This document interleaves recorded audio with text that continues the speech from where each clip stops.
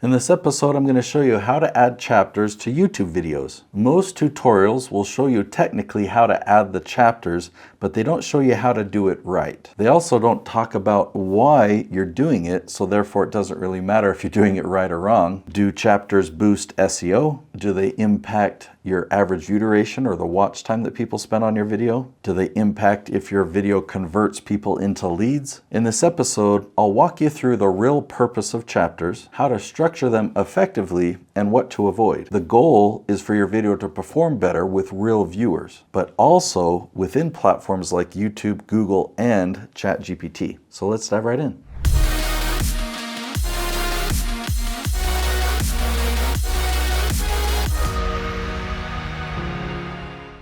So the first thing I want to show you is technically how to set up chapters. So I'm going to take you behind the scenes on a YouTube channel for Chad Littlefield. All right, if you go down in the description, he's got a lot of things that he wants at the top, so we put the chapters down here.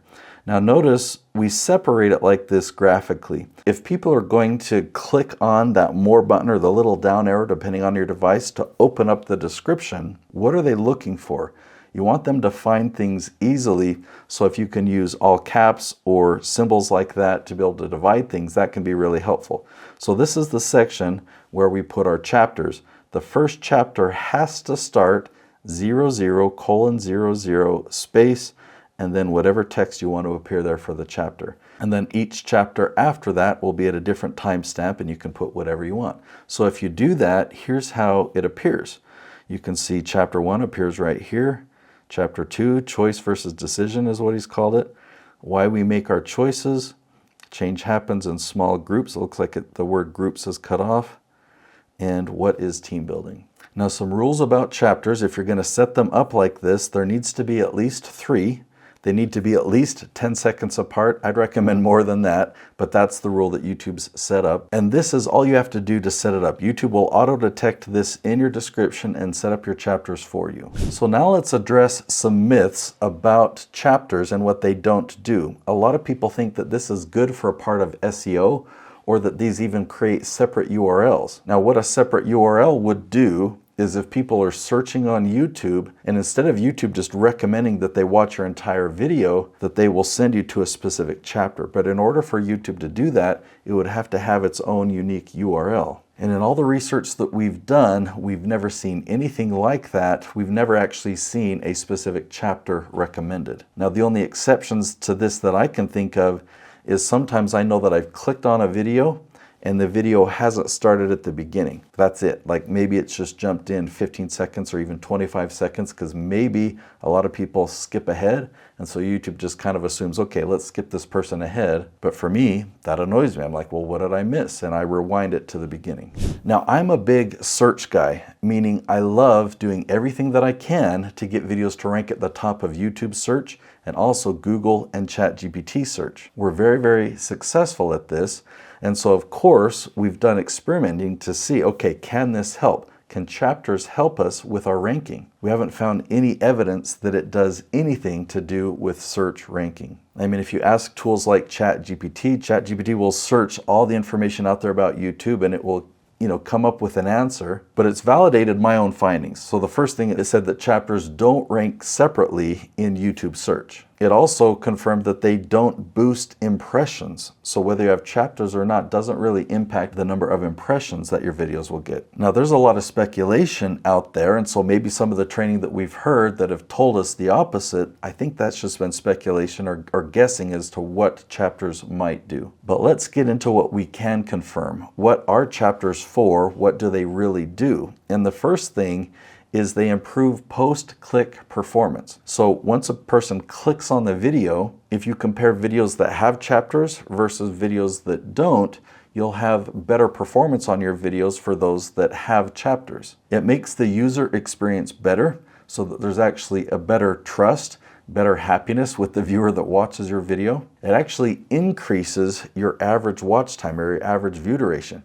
Now, how can that be? If you've got a 10-minute video, and if somebody can skip ahead and they're skipping part of your video, how does that actually increase your watch time? Well, what likely is going to happen is if they're bored at the moment, but they want to find what they're searching for, If there's a chapter, that'll help them find what they want to find. But if there's not a chapter, they're not going to find it, and they don't want to spend the time to dig themselves, and so they leave. So chapters will help decrease the bounce rate.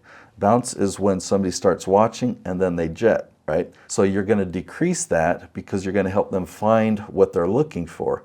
And when people find what they're looking for, they're happy, they're more likely to like your video, they're more likely to watch more of your videos because they're spending more and more time with you and they get to know you. The educational content that we create with the strategy I teach on this channel, the Leaf Strategy, it's longer content. You're typically going to have a 10-minute episode. And so using chapters is important because you might be repeating something from another episode, and your loyal viewers that might not want to watch that again, but they are interested in the new stuff, and so they can skip ahead.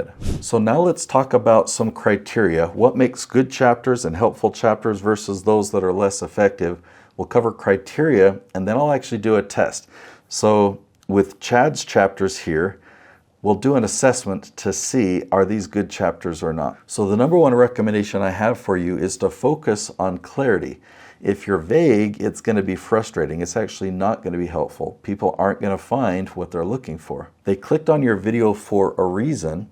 And if they're impatient or they're short on time and they want to just get right to the point, you want to give them the ability to do that. And so having clarity in your chapters is going to be really helpful to them. Now, if you can be really specific and short, you don't need to worry about stuffing keywords in there. Stuffing keywords is not going to get you the SEO benefits. It's only going to annoy the person that's searching. And if you can focus on the value, like what's the value of this segment or this segment, versus just section names like part 1, part 2, like that's not going to be helpful, but what is the value of part 1? What is the value of part 2? So an example of something like this that's descriptive, if I'm teaching my Leaf Strategy, one of those chapters might be finding the questions people are asking. And so I could put that in there as a chapter, how to find the questions people are asking. I would also break up your video into bite-sized segments that's not too short, not too long. So think in the range of 30 to 60 seconds. So even though YouTube allows you to do them every 10 seconds, I think that's overdoing it. People are going to get annoyed if they have to look at every little chapter. So does this help in any way with answer engine optimization? And they don't help directly, as we've discussed, but as you have improved viewer experience is what these answer engines look for. So the better performance a video has, the higher it will work in the rankings. So you can do all the setup correctly to get a video ranking at the top of Google search or ChatGPT search. But if a viewer finds the video and they have a frustrating experience, then these answer engines are going to recognize that and not send more people to your videos. So you do have to optimize your video the right way, but you've got to create a video that's very user-friendly. And so this technique, or creating the chapters, is a way of making your videos more user-friendly. Is there any scenario when chapters are not necessary? I would say the first example would be on a short video. If you create shorts or shorter longer videos like 2 or 3 minutes, you might not need chapters in those.